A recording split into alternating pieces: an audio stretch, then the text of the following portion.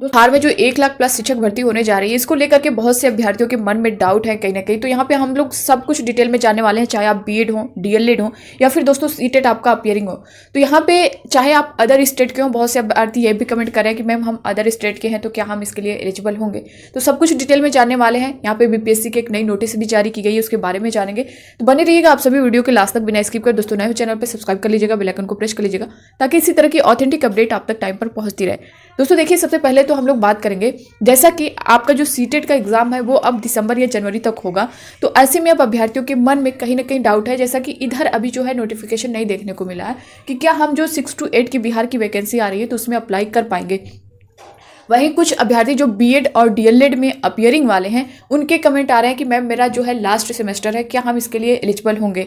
तो दोस्तों देखिए, मैं आपको यहाँ पे वहीं अदर स्टेट वालों का भी वही प्रॉब्लम है। तो ऑफिशियल जो नोटिस आई हुई है बीपीएससी की तरफ से, मैं आप सभी को बता दूं कि जैसा कि लगभग 70,000 पद जो हैं थे, जो 6 to 8 है और 9 to 12 के लिए, तो ये तो क्लियर हो गए थे कि 6 to 8 के लिए जो है लगभग 32,000 पद हैं। जैसा कि आप अदर स्टेट हैं तो आप इसके लिए पूरी तरह से एलिजिबल हैं। और 9 to 10, 11 to 12 के लिए आपका बिहार का स्टेट जो है क्वालिफाई होना चाहिए। तो अदर स्टेट वालों के पास तो स्टेट बहुत कम ऐसे अभ्यर्थी होंगे जिनका क्वालिफाई होगा, उसमें आपका स्टेट क्वालिफाई होना चाहिए। और ये बीएड के लिए है, यहाँ पे डीएलएड वाले नहीं रहेंगे। ये जो 9 to 12 के लिए है, इसमें सिर्फ बीएड वाले रहेंगे, ठीक है। आपका स्टेट क्वालिफाई होना चाहिए।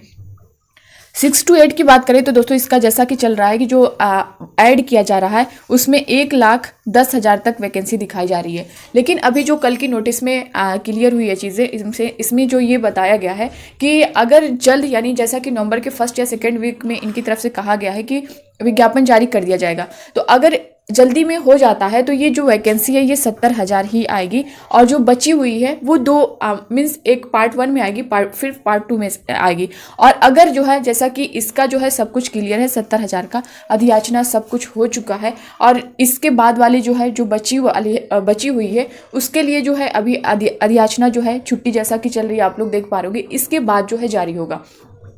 तो अगर जो है विज्ञापन से पहले ये सारी चीज़ें हो जाती हैं, कंप्लीट हो जाती हैं तेज़ी से, तो साथ में पूरी आएगी, यानी 1,10,000 या 20,000 जो भी है वैकेंसी जो ऐड होकर के आएगी वो पूरी आएगी।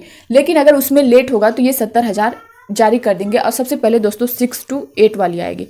तो अब आप यहाँ पे बहुत से अभ्यर्थियों के कमेंट आए हुए हैं, जो डीएलएड वाले अभ्यर्थी हैं या फिर जो बीएड अभ्यर्थी हैं जिनका लास्ट सेमेस्टर चल रहा है। दोस्तों देखिए, मैं आपको यहाँ पे कंफर्म कर दूं कि अगर आपका लास्ट सेमेस्टर जो इस टाइम यानी अभी इनका फर्स्ट सेमेस्टर हो या सेकंड सेमेस्टर हो, दोस्तों यहाँ पे आप सभी का कोई चांस नहीं है। जिनका लास्ट सेमेस्टर होगा, यहाँ पे मैं उनका बता रही हूँ, चाहे आप बीएड हो या फिर डीएलएड हो। जैसे आवेदन की जो लास्ट डेट होती है, मान लीजिए भी 6 to 8 का जो विज्ञापन जारी होता है, उसमें जो आवेदन की लास्ट डेट होती है 1 महीने का लगभग टाइम मिलता है। तो आवेदन की लास्ट डेट से पहले अगर आपका जो है बीएड या डीएलएड का जो लास्ट सेमेस्टर का एग्जाम है कंप्लीट हो जाता है, तो आप पूरी तरह से एलिजिबल होंगे इसमें। इस बात को ध्यान रखिएगा। बहुत से अभ्यर्थियों के कमेंट आए हुए हैं बीएड और डीएलएड दोनों के कि मैम मेरा लास्ट सेमेस्टर है, क्या मैं अप्लाई कर सकता हूँ या फिर एलिजिबल हूँ। अगर आप लास्ट सेमेस्टर में, अगर मान लीजिए आप फर्स्ट सेकंड सेमेस्टर में है, तो कैसे आप इतनी जल्दी कंप्लीट होगा, आपका तो टाइम लगेगा ही। जिनका लास्ट सेमेस्टर है मैं उनकी बात कर रही हूँ। तो अगर आपका लास्ट सेमेस्टर है और आपके एग्जाम लास्ट डेट से पहले हो जाते हैं आवेदन के, तो आप लोग पूरी तरह से एलिजिबल होंगे। दूसरी बात, यहाँ पे अदर स्टेट वालों के कमेंट आए कि मैम हम अदर स्टेट से हैं, क्या अप्लाई कर सकते हैं। तो दोस्तों बिल्कुल, जैसा कि इससे पहले जो वैकेंसी आई है 80,000 पीआरटी में, उसके लिए ये था कि आप अदर स्टेट के हैं तो आपको वहाँ का बिहार का डोमिसाइल चाहिए था। लेकिन उसके बाद मामला कोर्ट में चला जाता है, बच्चे कोर्ट में चले जाते हैं, लेकिन वहाँ से डोमिसाइल को हटा दिया जाता है और आप पूरी तरह से एलिजिबल हैं। तो अदर स्टेट वाले पूरी तरह से एलिजिबल हैं, आप लोग यहाँ पे अप्लाई कर सकते हैं, चाहे आप किसी भी स्टेट के हो। जैसा कि आप पीआरटी में जो भर्ती हुई है इससे पहले, जो अभी रनिंग पे चल रही है, उसमें आप देख लें कि बहुत से अभ्यर्थी यूपी के उसमें हुए हैं, राजस्थान के हुए हैं, झारखंड के हुए हैं, अदर स्टेट के बहुत से अभ्यर्थी का वहाँ पे सिलेक्शन हो चुका है। तो आप किसी भी स्टेट के होंगे, आप लोग अप्लाई कर सकते हैं, यहाँ पे कोई डाउट नहीं है। दूसरा, यहाँ पे सीटेट अपियरिंग वाले को लेकर के यहाँ पे बहुत डाउट बना हुआ है। तो दोस्तों देखिए, आप सभी को यहाँ पे जो है पूरा चांस मिलने वाला है। और आप दोनों का, यानी बीपीएससी का देखें जो नोटिफिकेशन है 6 to 8 का, और जो सीटेट का है, ये लगभग सेम ही टाइम आ जाएगा।